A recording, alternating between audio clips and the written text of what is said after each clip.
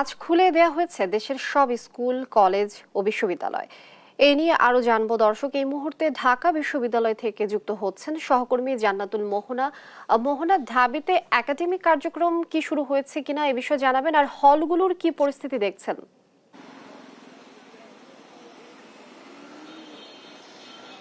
লিনিয়া, আপনি জানেন যে 52-র ভাষা আন্দোলন থেকে 66-র শিক্ষা আন্দোলন এবং 69-এর গণ অভ্যুত্থান থেকে 80-র দশকের স্বৈরাচারী পতনের পরে এই প্রথম যে কোটা আন্দোলন 2024 সালের যে কোটা আন্দোলন, তাতে ঢাকা বিশ্ববিদ্যালয়ে যে ছাত্রদের অবদান তা অনস্বীকার্য।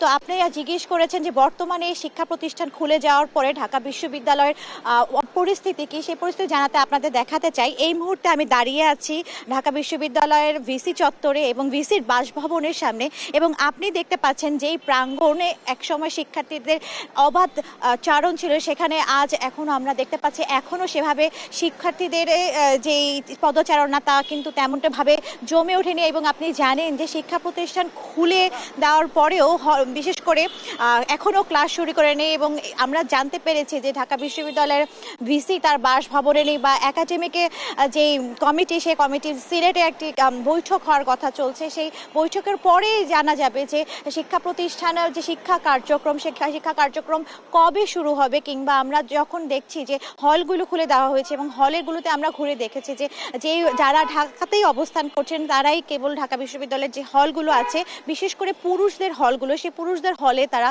অবস্থান করছেন এবং তারা হলে উঠেছেন। তাছাড়া যারা এখনো বাড়িতে রয়েছেন বা দেশের বিভিন্ন জায়গায় চলে গিয়েছিলেন আন্দোলনের কারণে, তারা এখনো আসতে পারেনি। তো আমরা ভাবে বলতে পারি যে এখনো জমজমাট হয়ে ওঠেনি ঢাকা বিশ্ববিদ্যালয়ের প্রান্তর, এবং এখনো জমজমাট হয়ে উঠতে পারেনি ঢাকা বিশ্ববিদ্যালয়ের যে প্রাণচঞ্চল যে পরিবেশ সেটা।